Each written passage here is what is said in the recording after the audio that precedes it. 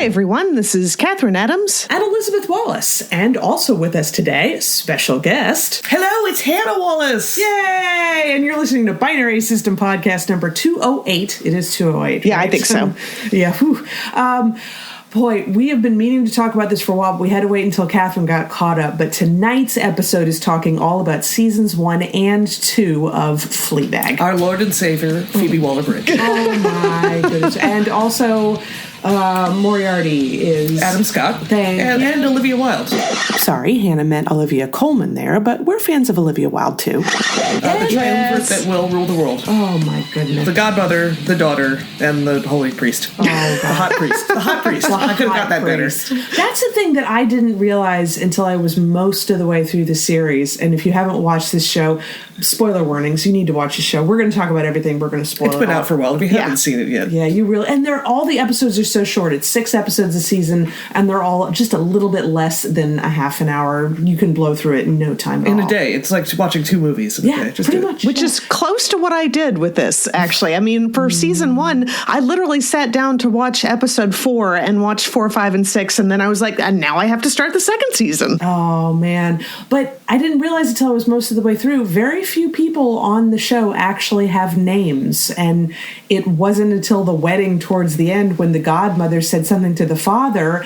and she's like, oh, I'm so sorry, I just always call you darling, and then they brush past that. I'm like, she doesn't know his name. I went, wait, we don't know his name. Oh my God. So wait a minute. So some of the people who have names are like Claire and her husband Martin and Boo, which isn't her actual name, I don't think, but that's the only way we know who she is. Also, her ex-boyfriend Harry, he had a name. Oh, Harry. Yeah, Harry had a name. Now, the hot boyfriend that she was sleeping with in the very first episode, he's basically fucked me in the ass, right? He's called Arsehole Man on the IMDb okay. credits. Yeah, exactly.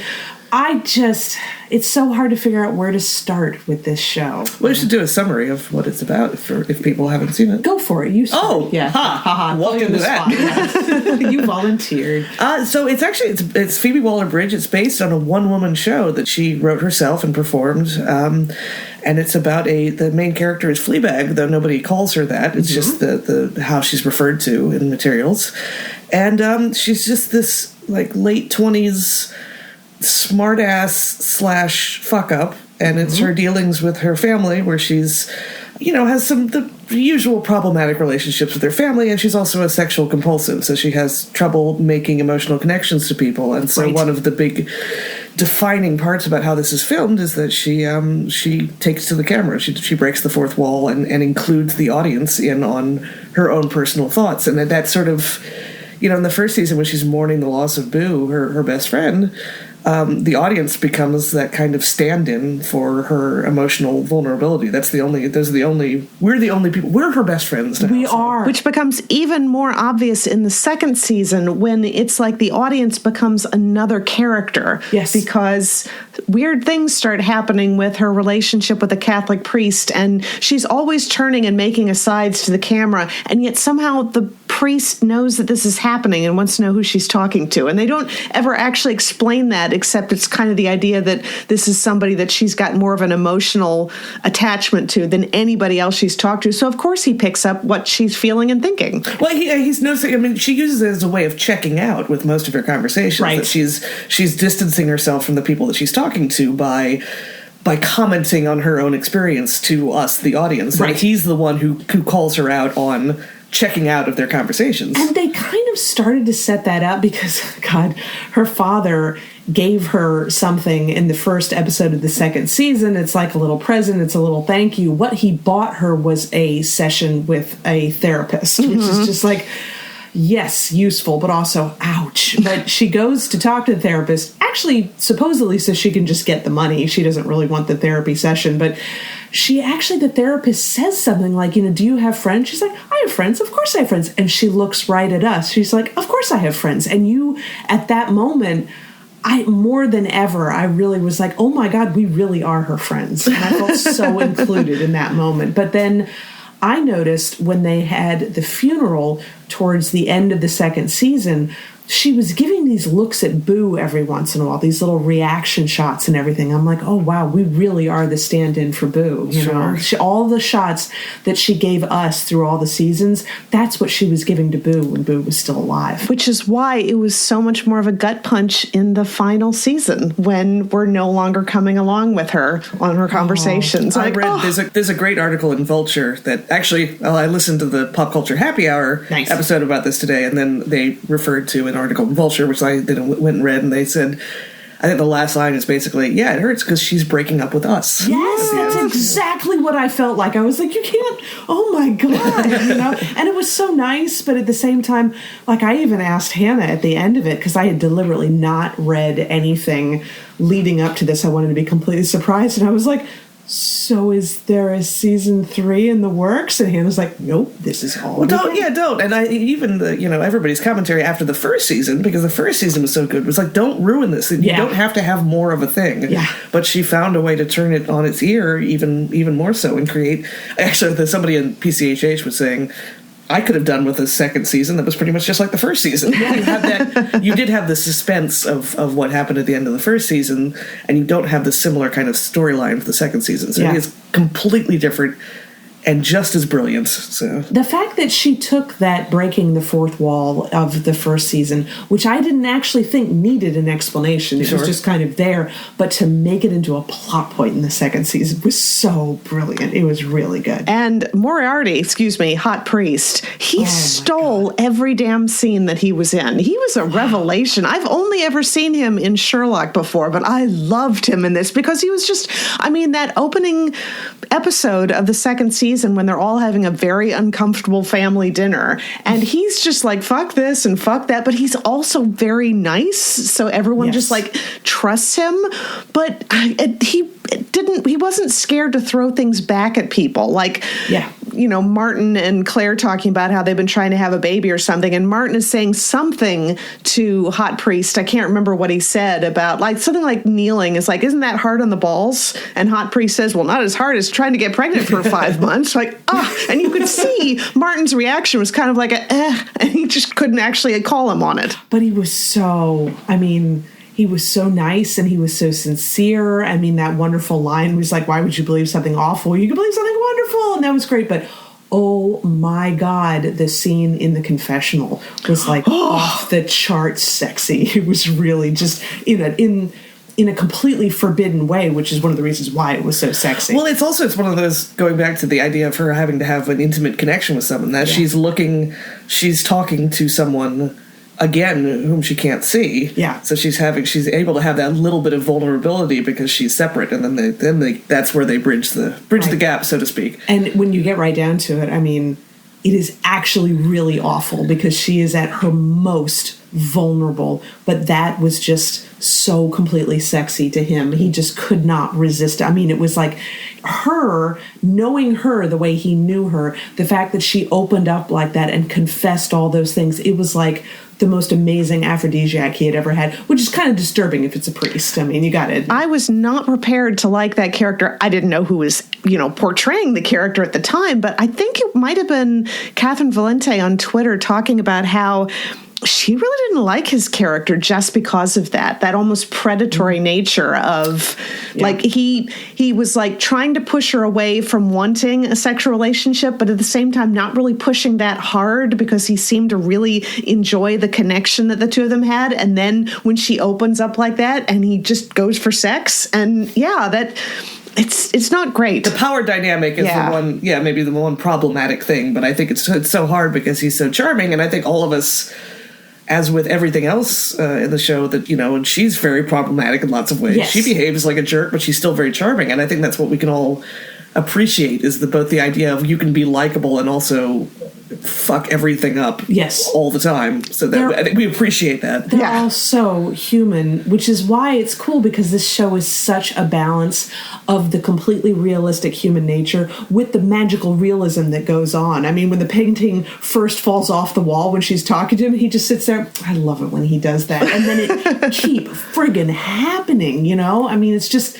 There is something so, and even just, her connection with us and him being able to pick up on that, and the bit with the foxes. What was going I love that. That was just magical at the ending, the fox showing up. Oh, it's perfect. So apparently they did, where did I learn this? They did try to film that with real foxes. Oh, I think really? it was an interview with her that I saw, and she was just like, yeah, we had 2 foxes, and like one of them really didn't like the city. It was like the handler just being like, oh yeah, sorry, she really doesn't like the city. And why is she a trained, they just had a real problem trying to get them to do anything. Sure.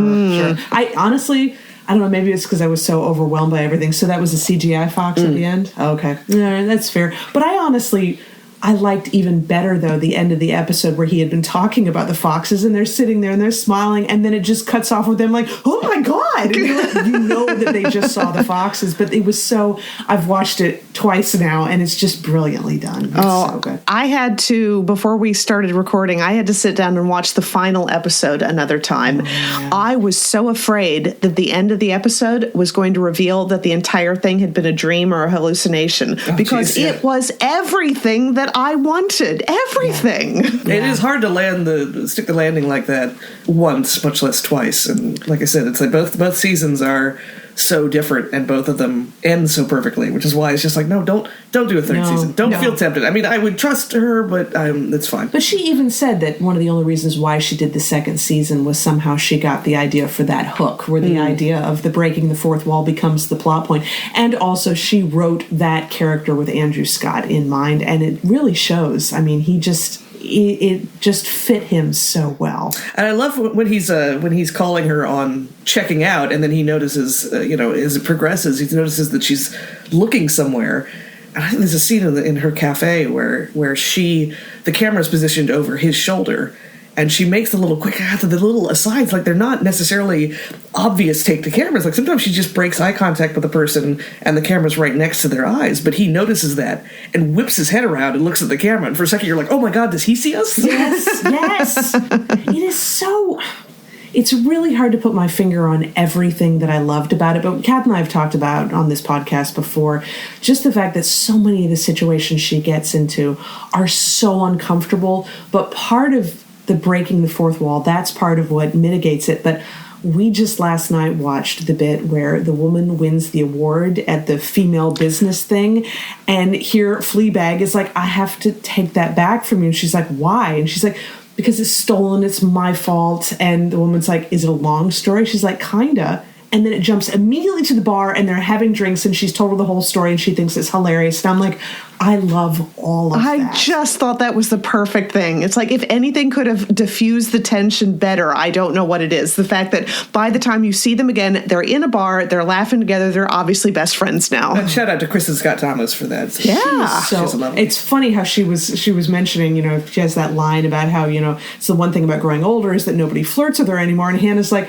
I don't know, sweetie, with those cheekbones. For a second there, I was like, did you just confuse me with Fleabag? No, wait, I really did say that. Yeah. But it's so funny because her character, of course, Fleabag is how old? 28, 20? Well, I think she's supposed to be late 20s in the first season, and then it's been a year. Yeah, okay. But then she asks Belinda, who's the character's name, she asks her how old she is, and I think she says 58, I believe. I don't remember. Yeah, she's menopausal. Kristin Scott Thomas is 60 years old, so she looks really good. She does. I love it when celebrities age gracefully, because that whole, trying to claw some youth back always looks just awful and artificial. And then you see these people like Kristin Scott Thomas and Gillian Anderson and these people that keep getting prettier as they get older. It's unfair, but it's also very nice. And her whole speech in that section is about menopause and this whole idea of no, it's really awesome. As opposed to this kind of, oh, poor me, I'm growing older as a woman. It's very empowering, which is lovely. She was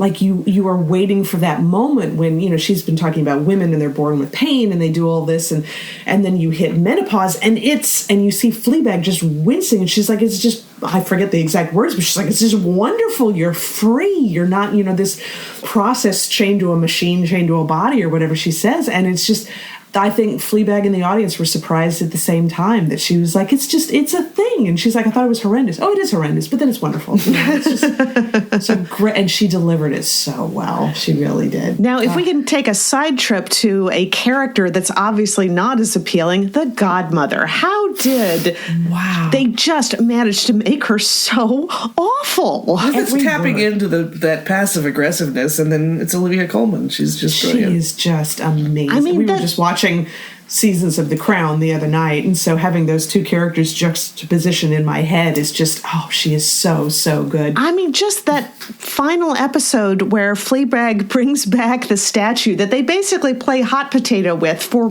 all of the 2 seasons.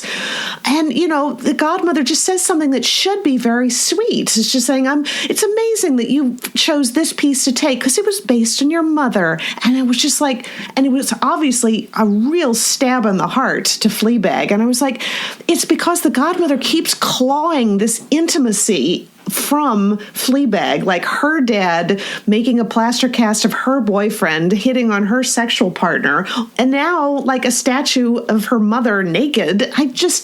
Why so vindictive, do you think? She's just pure vitriol. And I was going to make a comment about how all the other characters are borderline unlikable, but still human. Yeah. And I think that she's at the far end of that spectrum, but there's something about the fact that she's so unlikable also speaks to just how human she feels. You're just like, I know that bitch, and I don't like that bitch. Oh my God. I mean, every comment, there was no compliment that wasn't a backhanded compliment at any time. Little digs here and there. I heard that she took the role just because it was so different. I mean, it was a comedic role.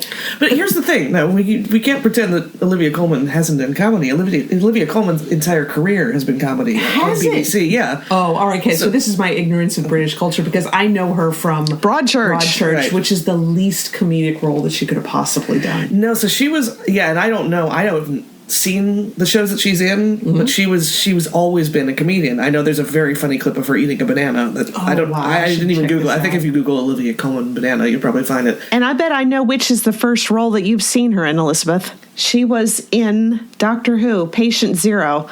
Oh, she was. Yep. That's right. And that was not really a comedic role either. It wasn't. The second thing I saw her in was The Night Manager. And she was playing his handler, the pregnant cop, it was funny. I mean, here she was a woman, she was a police officer or an investigator, I guess. Some part of the government, I think, yeah. It's so interesting that it was kind of like with Fargo. Her character was pregnant, but the pregnancy didn't really have anything to do with the character. She just happened to be pregnant, It was nicely done. But none of the roles that I've seen her in were ever comedic, so I'm completely ignorant of all that. So she, I mean, obviously she's gotten internationally famous, and I guess was only British famous. I'm using air quotes. Inverted commas. Yes.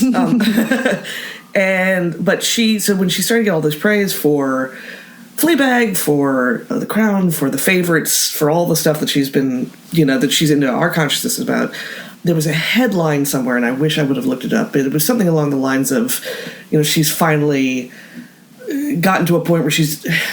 It's going to sound worse than it actually was, but basically she's finally doing real work with her career. She's finally got to the point where she's getting real work. And so one of the guys from, I think it was retweeted or he commented, one of the guys from the Rule of Three podcast was like, you cannot discount someone's comedic talent. You cannot consider it something lesser. No. And so that they're very angry at the idea that she's like, if she's gotten any credit for suddenly becoming a good actress, they're saying, no, she had this incredible comedic career, and that takes talent. That takes absolutely as much talent. So. Not only that, but just it's also because she just sort of jumped into people's consciousness all at once, and they've heard this a bunch of times when somebody took like 20 years to become an overnight success. Yeah. And there's tons of actors who've had that same way, so she must have been just like, no, I've been doing a lot of stuff for a long time. It just now got into like pop culture kind of realm. I think, like I said, I think she's been famous in England. Yes. And on BBC stuff. Right. But it's suddenly, Hollywood famous maybe. Right, exactly. I wonder if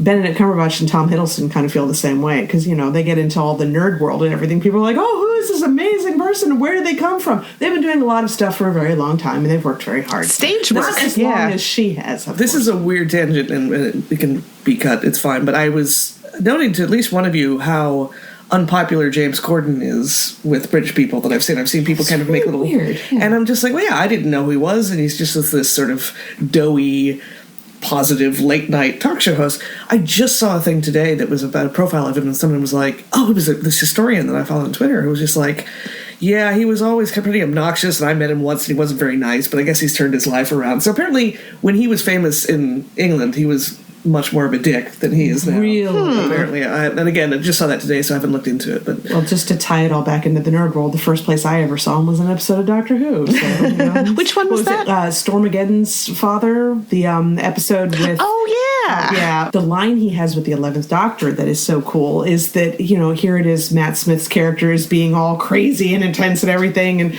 James Corden's character goes, do people ever tell you you're weird? And Matt Smith says, they never really stop. It's just a great energy. But he was very good on that. And then I see him all of a sudden as a late night talk show. And of course, I'm just like, oh, he got to be on Doctor Who. And people said he was good. And I had no idea his career. I didn't either. I was just wondering, I was like, do they...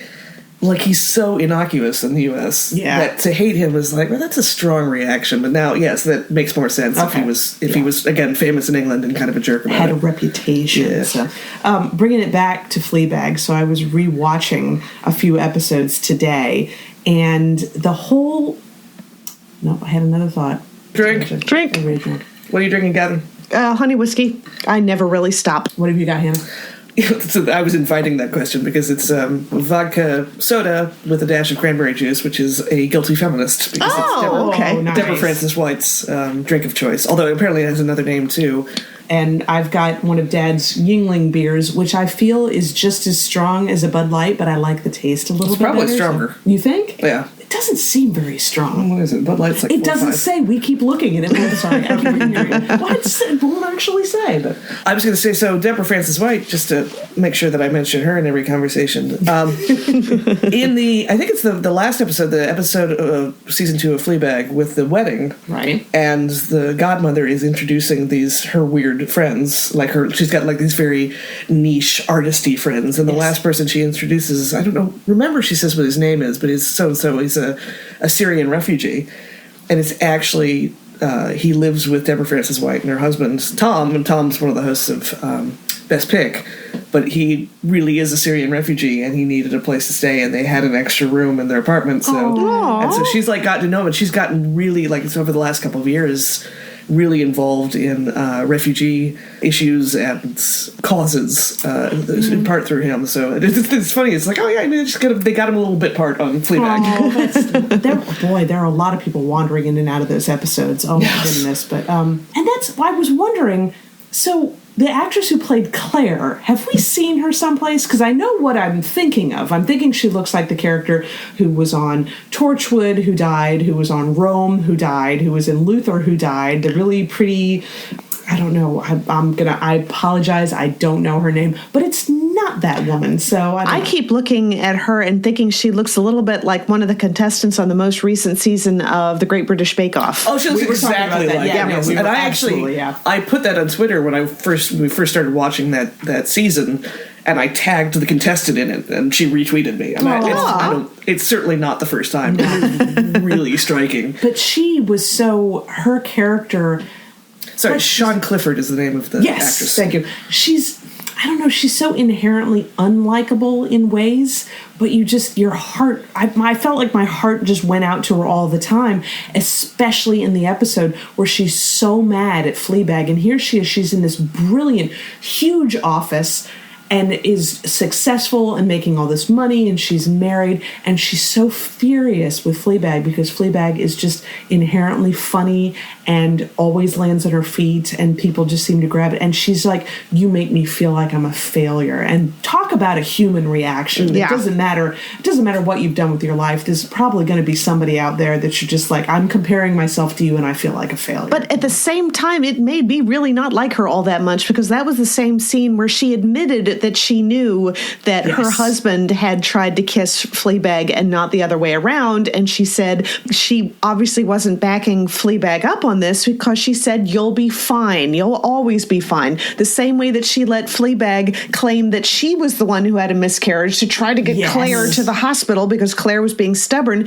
Because Claire's just so determined to not be a failure at anything. She can't be a failure at her marriage. She can't be a failure at having a baby and all that. And it really, and she kind of dumped it all on Fleabag there for a while, which made the scene where she told everybody at the wedding, it was my miscarriage miscarriage. I was just like, oh my God, it was like the sun coming out. It was great. And I felt like it was so much vindication for everything that Fleabag had been. Just watching, and I'm like, if I had written a fan fiction to satisfy myself after being so upset with how bad Fleabag was treated at the end of the first season, if I had written it myself, I could not have plotted it any better than how they did it. I'm like, all of this, just everything that I wanted to happen, happened. Somebody on PCHH said that it doesn't involve any heavy lifting to watch it. Yeah. Which I think is really interesting, because it's not that it's light. It's not that it's all frivolous or trivial or anything like that. It just, you can sit down and it disarms you so much, and it does everything that's doing so effortlessly that you can just watch it and you start to trust it, and you just think, this is just a river I'm going to float on for a while, even though it is very dark in times, or it's very shocking in times. It's just, you don't have to.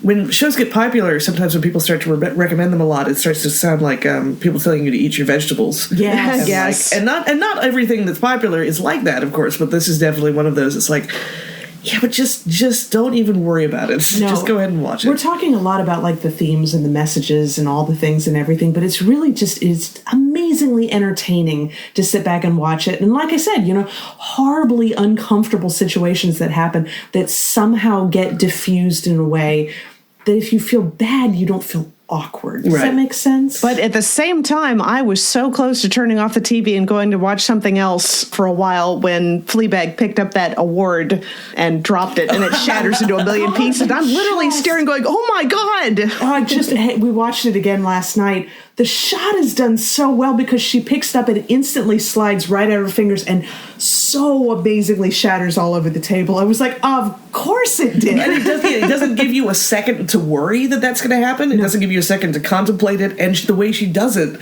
it looks like a total accident. It just looks like what would happen. So well done. And of course, Hannah, of course, mentioned when she's like running like crazy to go home and get something else to do it. And of course, she gets the statue of the naked lady that, of course, you find out later is her mom and everything. And Hannah's like, because of course that's what she would think to bring. For a women's award, yes. For a women's award, exactly. And then it all just turns out fine, It's just... It's kind of like, it's kind of what Claire always says about Fleabag. It's just like, hey, you will land on your feet, and the audience feels that way too. It's like, these awful things will happen and we'll feel for you, but you'll be fine. Which is amazing at the very end. She's so distraught because you really wanted everything to turn out fine with the priest, but at the same time that would mean he would have given up something that was so important to him, and you couldn't have wished that on him. So even though you feel like he totally broke her heart, his heart was broken as well, and you're like, I think this is the only thing that could have happened. Oh, it's perfect, because otherwise all the stuff that he says doesn't matter. Like, I hate that reversal of someone's personality at the end of a romantic comedy to just say, oh, actually these things aren't important to me. Then it just erases all of the really interesting conversations they have about faith and relationships throughout the other episodes. And he backed up what he said in the beginning when he said that he didn't want to have sex with her because if he fell in love with her, his life would be fucked. And then at the end, he says, I love you too. And you can see that look of pain on his face when he realizes, yeah, that's exactly what happened. I read an article that was sort of breaking down the moments of that episode, and she says, I love you, and he says, it'll pass. And even though she doesn't believe him and we don't believe him either, that was the only thing he could say. But hang on a second, Kat is walking around. Hopefully she will decide she's going to check out the drink. Have some vodka. She doesn't like people food, but she doesn't seem to like people drinks either, but she could surprise me. Another interesting fun trick that they do with the fourth wall breaking is when they have sex, and you only see it for a second, and you're used to her from the very first episode of season 1 talking to the audience while she's having sex with someone, and all she does here is look at the camera and then knock the camera over. Yes, exactly. Yeah. And then I noticed that when she had the fight with the priest, when he left the cafe, I watched this today, they have the fight, she's walking along, she keeps looking over her shoulder at us and looking like she's trying to get away from us. And that kind of like starts to set up the fact that she's pulling away from this idea of having this audience. I kind of want to know what happened to Claire and Martin after all of that, but I guess if we leave it like that, that's fine. Claire lived happily ever after. I want to believe that, but my God, that whole scene with Claire breaking up with Martin, and I realized after watching it that at no point does Martin say, I can change, or offer in any way to change. Basically, his entire speech to Claire to try to stop her from leaving him is basically him saying, why can't you just love me for the awful person I will always be?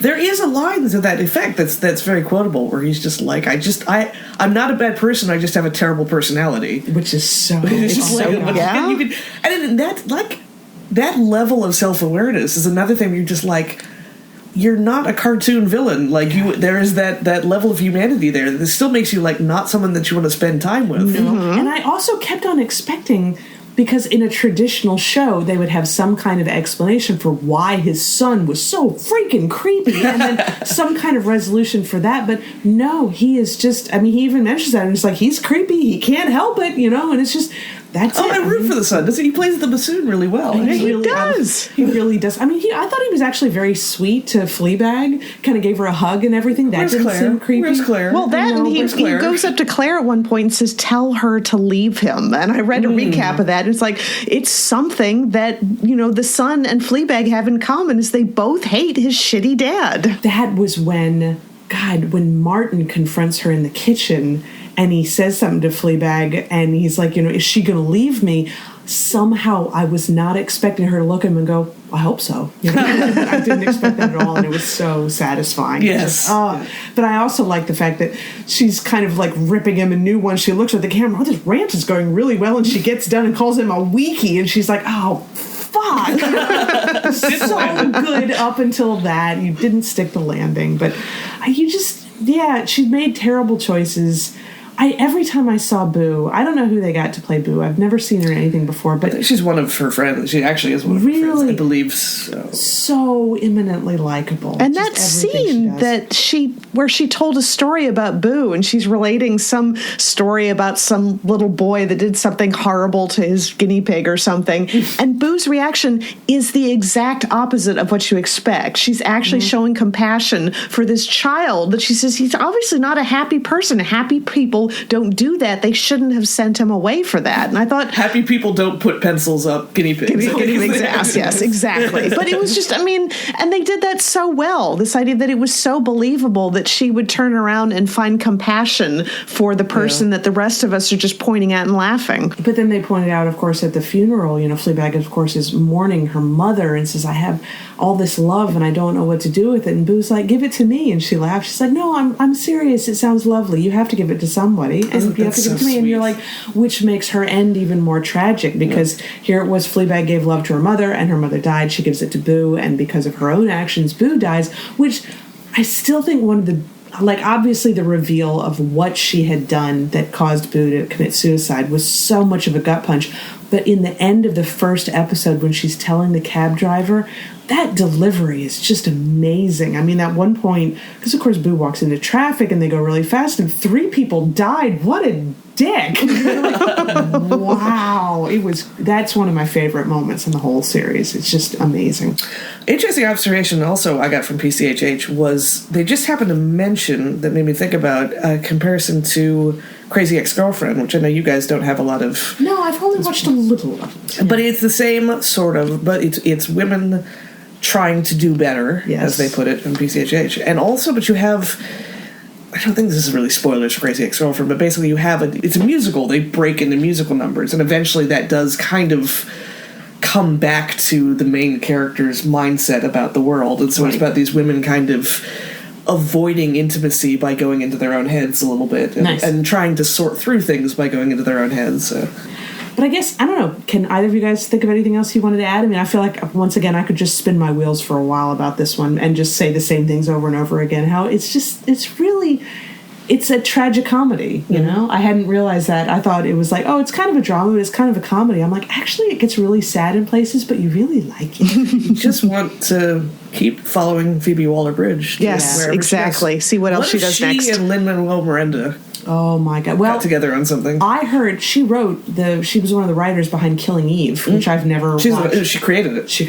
Because I know a bunch of fan artists who have done fan art from that, which intrigued me, and now I find out that she's writing it. Oh, well, now I have to watch it, absolutely. But yeah, I guess that's going to wrap us up for the week, except for the fact that we have something a little new here. We'll do it really quick. But this episode is brought to you by Dunnon's Castle, and I'll tell you why. I have to ask you a question. Do you know anybody in your life who might even slightly be Scottish? Are they at all difficult to buy for? We have a solution. I was sitting next to somebody at a party, and they mentioned buying for one of their Scottish friends a square foot of a castle in Scotland as part of the restoration. I'm like, oh, whoa, back up. So we're going to put a link to this in the podcast description, but for a very small amount of money, you can donate towards the restoration of this castle and basically buy a square foot of land, and somebody can be a Laird of Scotland because they technically own part of this property now, and that's what we did for our dad. So our dad is now a Scottish landowner. Yes. Lord William Wallace. Laird, excuse me. English.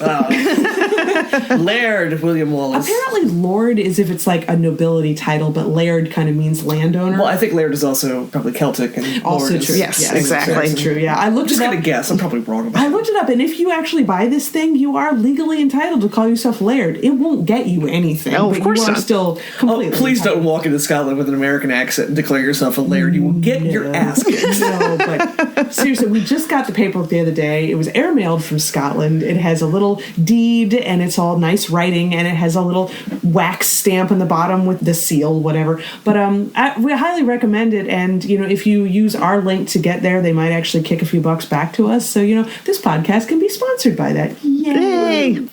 But other than that, make sure to go to PixelatedGeek.com for all the book reviews, the movie reviews, the comic book reviews, the photo galleries. I don't know, Captain, do we have Night Vale episodes next week?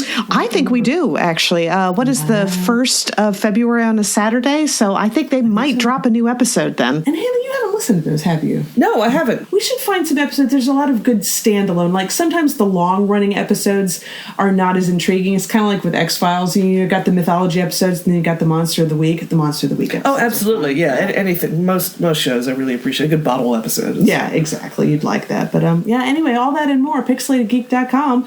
And thank you, Hannah, for joining us once again. Thank you once again for having me. Yeah, well, Hannah was the one who suggested this to us. Also, Dairy Girls, I believe, is the other one. Dairy Girls, go a little bit north. Go to Northern Ireland for Dairy Girls. It's not as dark. It's just as funny and weird. And it plays on the history of the Troubles in the 90s in Northern Ireland, which is fascinating to me. Nice, yeah, because, of course, you get done watching something in that stupid commercial at one point where you're in the show hole, and I'm like, oh, I am in the show hole now. I need to move on to something else. But anyway, I'm sure we'll find something in the nerd world to talk about, but one way or the other, we will talk to everybody in 1 week. Talk to y'all later. Good night.